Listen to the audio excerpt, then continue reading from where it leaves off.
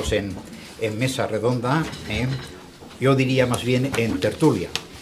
Cuando me dijeron que tenía que moderar la tertulia también, me puse en contacto con nuestros participantes y les dije, mira, no quiero que sea una mesa redonda en el sentido de tiene la palabra don fulanito de tal, que nos hablará durante no sé cuántos minutos en no sé qué tema que él considera muy importante, sino vamos a discutir entre nosotros los temas que a nosotros nos parecen importantes, ¿no? Y luego dejaremos que el público intervenga, porque en definitiva tienen que ser también protagonistas de esto.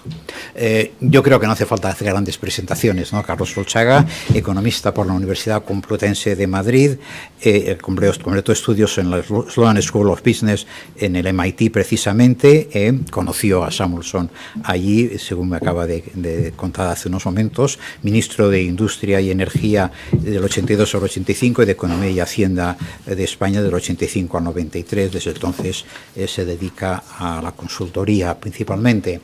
Julio Segura, licenciado en Ciencias Políticas, Económicas y Comerciales, como señalaba en aquellos tiempos históricos nuestra carrera, en la Complutense, doctor por la Complutense, catedrático en la Complutense, profesor también del Centro de Estudios Monetarios y Financieros, consejero del Banco de España, y Rosa María Sánchez, secretaria general de la Asociación de Periodistas de Información Económica, jefe de la sección de Economía en el periódico de Cataluña.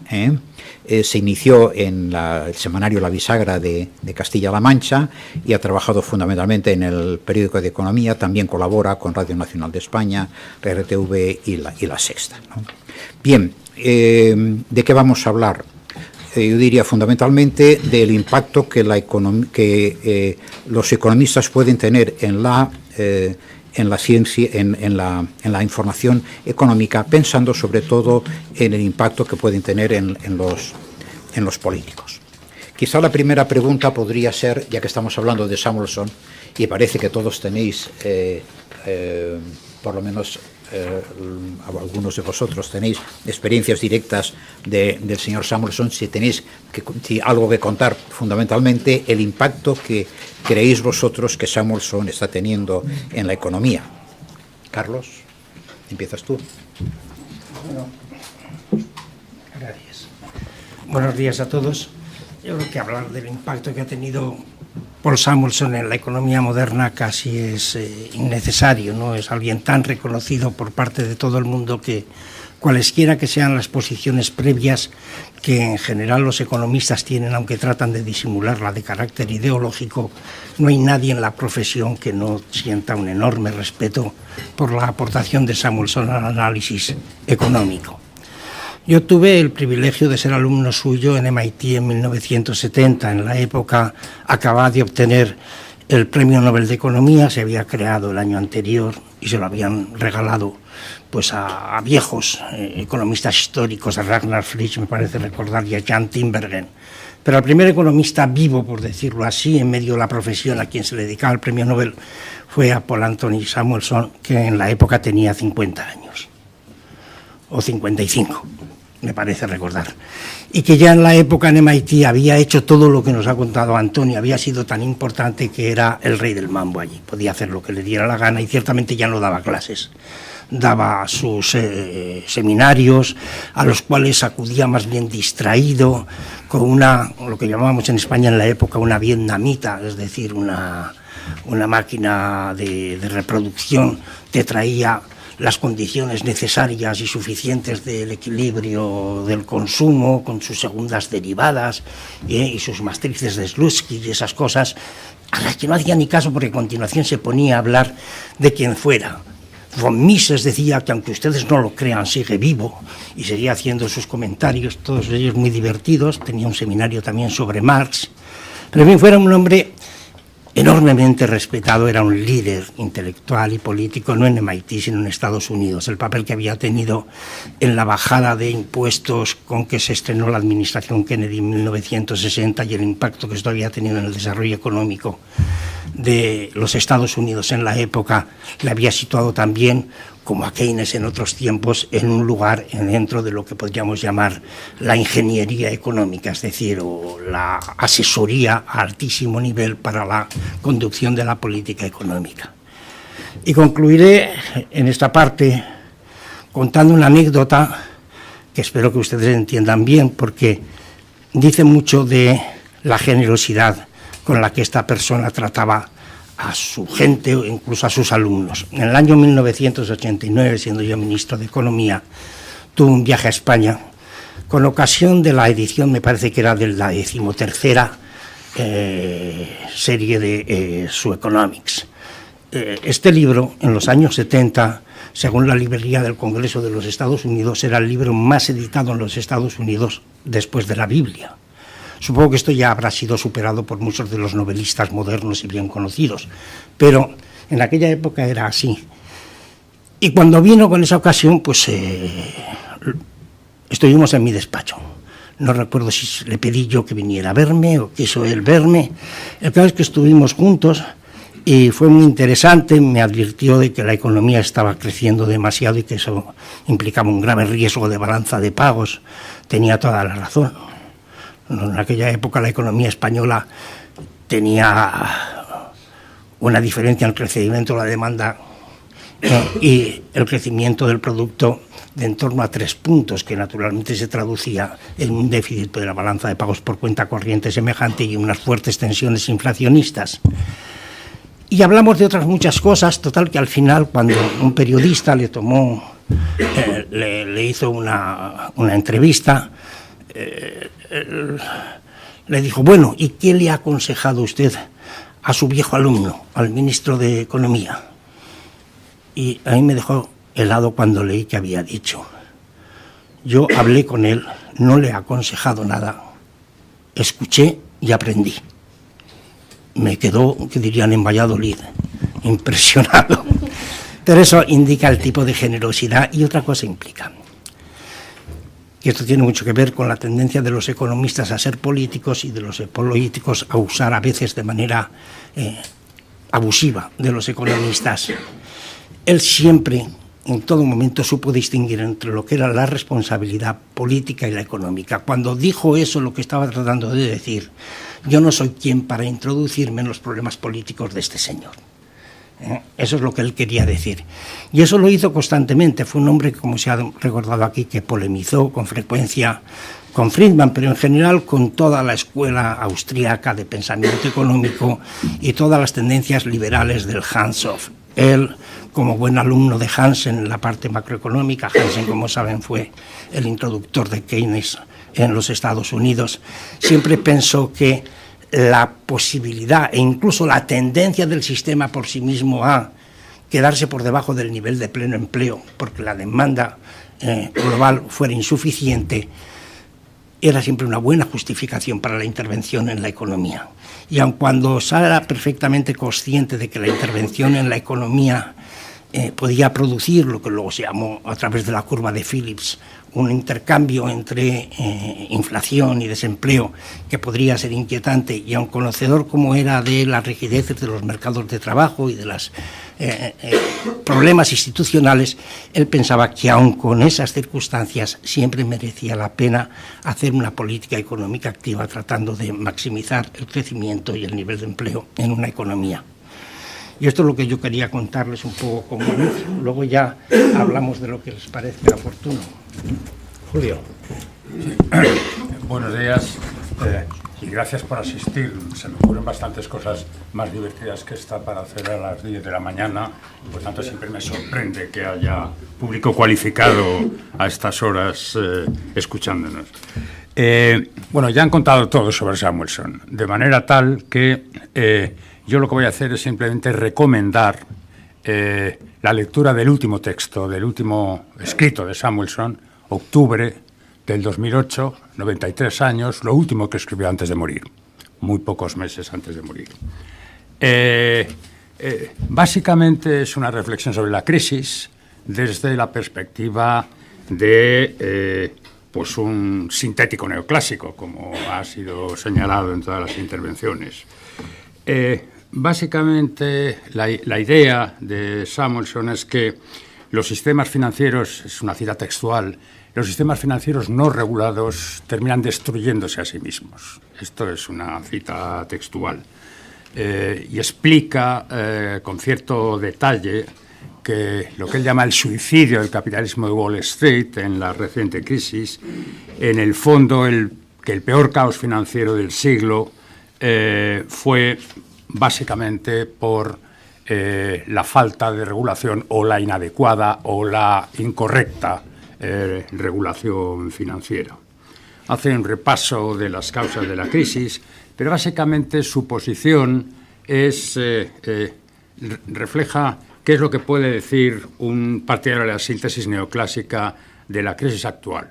Pues seguramente lo que puede decir, y es lo que dijo Samuelson en el texto que estoy comentando, es que con una tasa de inflación y un tipo de interés extremadamente bajos, con un crecimiento débil de la economía, con una tasa de ahorro y un nivel de aversión al riesgo muy elevados, una desigualdad creciente, pues el margen, en esa situación el margen de la política monetaria es cero, es nulo, y si el tipo de interés es menor que la tasa de crecimiento de la renta, pues esto es una situación que conduce a algún tipo de explosividad si se mantiene en el medio plazo. La idea, bueno, por tanto, la crítica, digamos, a la ortodoxia financiera es muy dura en el texto, incluyéndose él dentro de la ortodoxia financiera, que empezó a trabajar en finanzas, un aspecto de su inteligencia notorio, a los 50 años. Hasta los 50 años no había escrito nada sobre finanzas, y cuando ya la gente deja de escribir, bueno, los que han escrito hasta los 50, quiero decir, dejan de escribir, pues él abrió nuevas líneas de investigación en economía de las finanzas, pues los modelos, es la primera demostración, perdón el sesgo profesional, es la primera demostración analítica rigurosa de la ventaja de la diversificación de carteras, sienta las bases de lo que sean luego los modelos estándar de valoración de activos complejos, y eso con más de 50 años, ¿no? Pero esencialmente, ¿qué era lo que en último extremo estaba defendiendo Samuelson en su papel póstumo? Pues que en las situaciones descritas la política fiscal no solo debe encaminarse a reducir el déficit y la deuda pública, esto es un tema naturalmente de niveles relativos, sino que se puede usar, y que es el único instrumento disponible para la gestión del ciclo económico. Es una situación distinta que la que existía en la economía, concretamente norteamericana y en general en el mundo, en la década de los 90. Por tanto, trasladar las ideas de policy maker de los 90 a la crisis, pues daba malos resultados. Las ideas de Keynes, que han sido en algunos extremos o por gente un poco disparatada, realmente criticadas como muy extremadas, muy corridas hacia la izquierda, el mismo Samuelson, ha dicho Keynes, el mismo Samuelson se consideraba textualmente un conservador de centro. Esto es para que quitemos dramatismo a ciertos aspectos ideológicos, ¿no?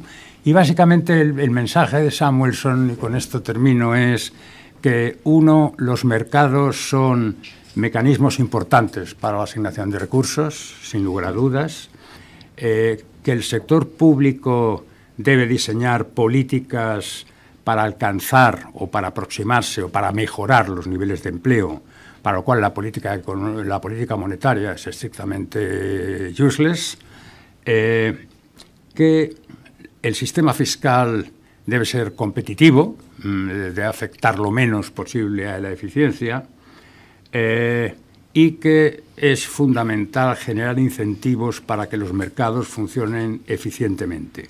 Y esto es regulación y estabilidad. Bueno, este es el mensaje en su último texto de un conservador de centro neoclásico sintético, neoclásico keynesiano, un genio. Muchas gracias, Julio. Rosa María. Buenos días. Bueno, mi aproximación como periodista a Samuelson no tiene nada que ver con vuestra experiencia, que es muy rica y que da mucha envidia oíros, desde luego. Mi aproximación tiene que ver con el proceso de formación que tenemos la mayoría de los periodistas de información económica. La mayoría somos licenciados en Ciencias de la Información. Hay algunos periodistas que son también licenciados, periodistas de información económica, que también son licenciados en Ciencias Económicas, pero la mayoría no es el caso. La mayoría somos simples licenciados en Ciencias de la Información. Y la formación económica que hemos adquirido en la facultad ha sido precisamente a través del libro azul, que llamábamos el libro azul de Samuelson. Cuando decías, profesor, los diferentes títulos, no sé exactamente cuál era el libro azul. Creo que era Economics, si no me equivoco. Sí. Y teníamos dos parciales. Teníamos el parcial de microeconomía y el parcial de macroeconomía. Es seguro que después de haber trabajado esos libros no habíamos adquirido las herramientas para hacer análisis económico. Eso es seguro, pero seguramente sí que es seguro que nos proporcionó esos conceptos básicos para luego acometer esa tarea enorme, ingente que tenemos los periodistas después de haber salido de esa facultad, de intentar formarnos cada día en los secretos de la economía. Sin duda hemos salido con esas nociones básicas de ese proceso de formación mínimo, seguramente, que tuvimos en la facultad, pero sí que a partir de ahí tenemos el privilegio, con esas nociones, con esa ideología que seguramente el profesor de turno nos transmitió hacia un lado o hacia otro, sí que hemos tenido las nociones para podernos enfrentar cada día a la secuencia de clases magistrales que recibimos. Cada día los periodistas de información económica tenemos un reto, que es trasladar a la opinión pública pues la parte de la noticia, el análisis de turno. Pero antes que eso, cada día asistimos a una clase, como mínimo a una clase magistral por jornada. La asistimos de muchas maneras. Buena parte de ellas es a través de las instituciones. Tengo aquí delante al presidente de la AIREF, que nos da muchas. Cuando en esos briefings o de récord aprendemos muchísimo, pero también aprendemos muchísimo en la CNMV, hemos aprendido mucho con esas sesiones, en el IES, por supuesto. Hay instituciones a las que el Consejo General de Economistas era el último que quería citar, por más importante probablemente, de los más importantes, que tienen esa santa paciencia de explicarnos, y que en la confianza de que con esos conocimientos básicos que queremos atribuir a Samuelson somos capaces de irnos impregnando de esa parte mínima de la sabiduría que vosotros tenéis y que a veces tanto nos impresiona. Probablemente nos impresiona tanto vuestra sabiduría como a lo mejor a vosotros nuestra capacidad de manipularla en el mejor sentido de la palabra, para hacerla llegar a la opinión pública. Entonces solamente quería trasladar esta experiencia mínima que tenemos como regla general los periodistas de información económica con Samuelson. Bueno, muchas gracias. Ya estamos metidos totalmente en harina. Me gustaría haceros una pregunta a los tres, ¿no? ¿Se puede hacer economía sin ideología? ¿Somos objetivos los economistas cuando informamos? ¿O hay que preguntarnos primero a quién has votado o a quién vas a votar antes de saber lo que me vas a decir? Carlos. Bueno, yo creo que es muy difícil hacer nada en este mundo sin ideología. Normalmente aquellos que se creen más libres de ideología están bajo el peso de alguna verdaderamente inconfesable. De manera que más vale hacerse la ilusión de que nadie que hable prácticamente de nada deja de tener una posición ideológica. Pero una cosa es esto y otra cosa es que uno pueda tratar de describir una serie de hechos, ya sean estos fenómenos químicos o físicos o fenómenos sociales desde el punto de vista económico, con algún sentido de la realidad, de manera que lo que trate de describir sea algo acorde con una teoría que parezca racional, aunque uno no estudie hasta el final los fundamentos del comportamiento de los agentes implicados en dicha teoría, pero en fin, que parezca en principio las consecuencias de un comportamiento racional y un comportamiento observable, y que en última instancia las conclusiones que saque sean contrastables. Entonces, en ese sentido, yo creo que hay dos tipos de economistas, ¿verdad? Como hay dos tipos de dentistas y de mucha más gente, ¿no? aquellos que de alguna manera están dispuestos a manipular la realidad para llegar a sus conclusiones previamente adquiridas por posiciones ideológicas o por otras razones, ¿verdad? Y aquellos otros que están dispuestos a que no siempre van a tener razón según sus pálpitos o según sus instintos o incluso según sus intereses, y la realidad puede demostrar que las cosas son de otro modo. Los economistas siempre han tenido un riesgo. Este riesgo, evidentemente, es el de la ingeniería social. Yo no conozco a ningún economista que sea entusiasta sobre algún tema concreto que no tenga ganas de dedicarse a la ingeniería social. Y la ingeniería social es un fenómeno por el cual, o una actividad, una actitud, por la cual se debe tener un respeto, pero que es extremadamente peligroso, ¿no? Entonces, los economistas en la administración o como asesores con frecuencia de los políticos pueden caer en ese riesgo. Yo creo que eso es inevitable, que no existen formas a priorísticas de evitarlo. Y por consiguiente lo único que hay que hacer es tener en cuenta que así somos nosotros, de esto estamos hechos, igual los economistas que los políticos o que otras personas o que los periodistas cuando transmiten la información de esta naturaleza, y tratar de juzgarlo con cierta actitud de detachment, de distanciamiento y de cierto escepticismo con frecuencia. Rosa María, ¿tienes algo que añadir? Bueno, en la misma línea, yo creo que es inevitable.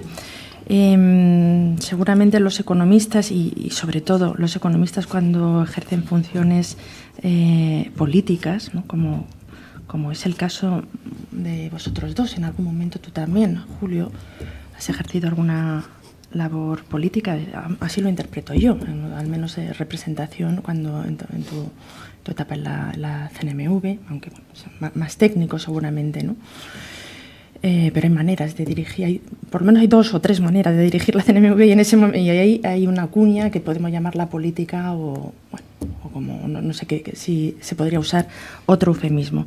Entonces sí que hay política en los economistas al observar la realidad, y sí que hay diferentes maneras de aplicar esos análisis, esas soluciones al objetivo último que al final atribuimos a la economía, que es contribuir al bien común. ¿Cómo se entienda que se configura ese bien común? Sin duda, eso está sembrado de ideología, y en esa medida está presente, y ese es precisamente uno de los filtros que usamos los periodistas al valorar los análisis o al intentar sacar conclusiones sobre los análisis de quienes estáis a ese lado, ver en qué medida las cosas que nos contáis, las cosas que decís o las cosas que hacéis se ajustan a ese objetivo último, que por un lado u otro de la ideología creo que debe ser compartido, ¿no? Que es el bienestar común, la felicidad, ¿no? Julio, el punto de vista del académico y político, las dos cosas a la vez, pero, o una detrás de otra. No sé cómo me va a salir, sobre todo después de que la ventaja de hablar de últimos, que ya lo han dicho todo, ¿no? Bueno, primero, obviamente, quien diga que no tiene ideología la tiene clarísima. A mí me sorprende, en este país me sorprendía siempre mucho que las críticas, sobre todo de muchos políticos, ese es un argumento ideológico, como suficiente argumento para decir, por tanto, no debe ser considerado.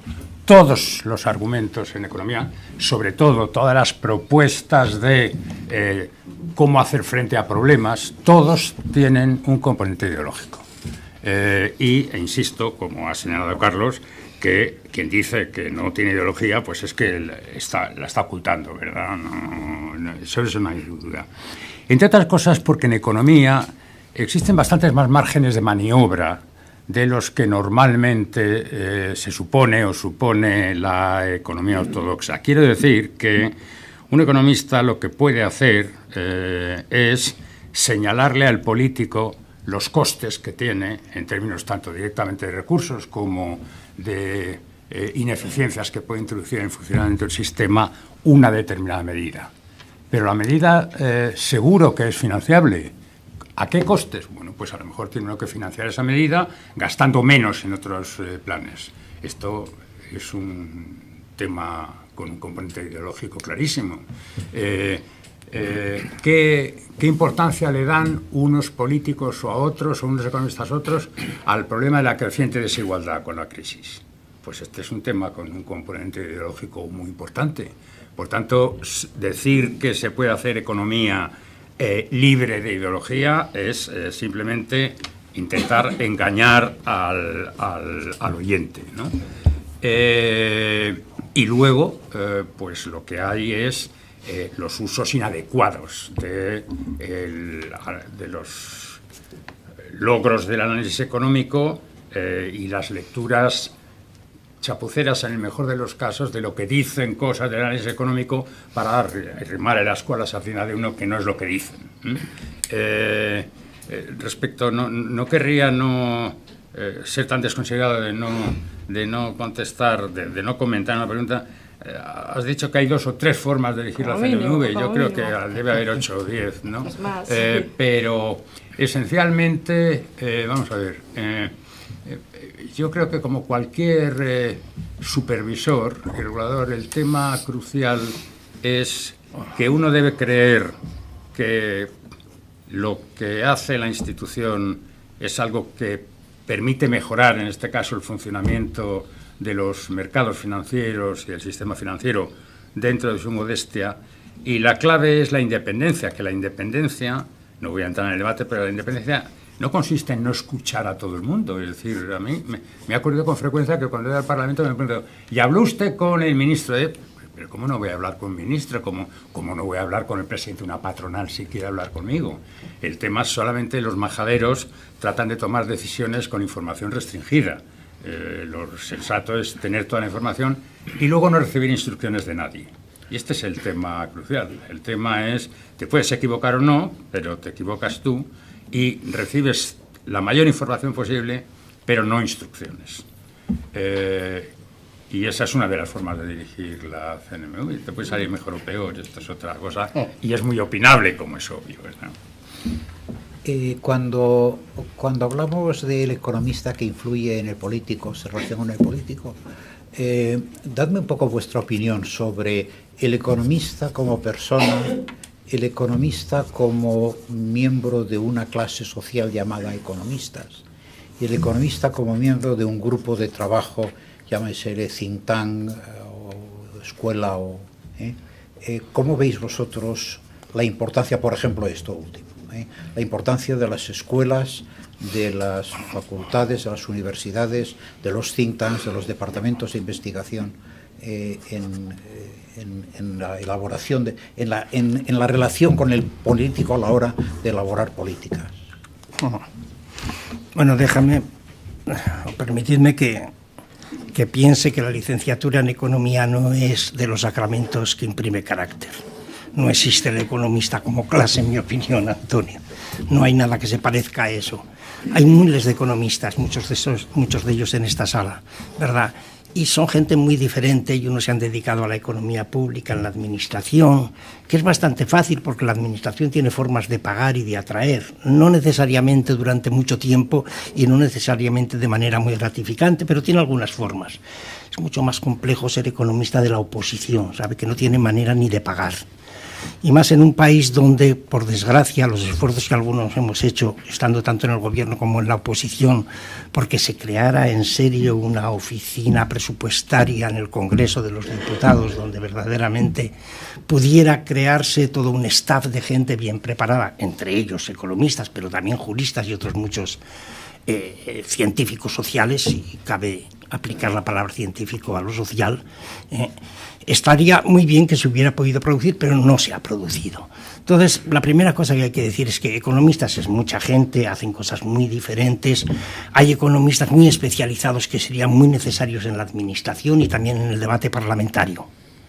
Estoy pensando en economistas que sepan mucho más de gastos de defensas y de programación lineal, o economistas que sepan muchísimo de la economía de los sistemas de salud, o en economistas que sepan mucho de agricultura, medio ambiente, mantenimiento climático, etcétera, etcétera.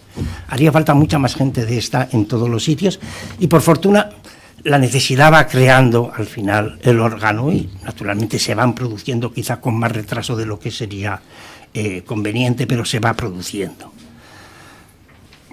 Los economistas, cuando los organizas, generalmente con sociólogos y politólogos, en think tanks, ¿son útiles en la sociedad moderna? Mi opinión es que sí, que su papel es muy útil. Creo que esos think tanks son órganos que contribuyen al debate, que una vez más, antes hablábamos de las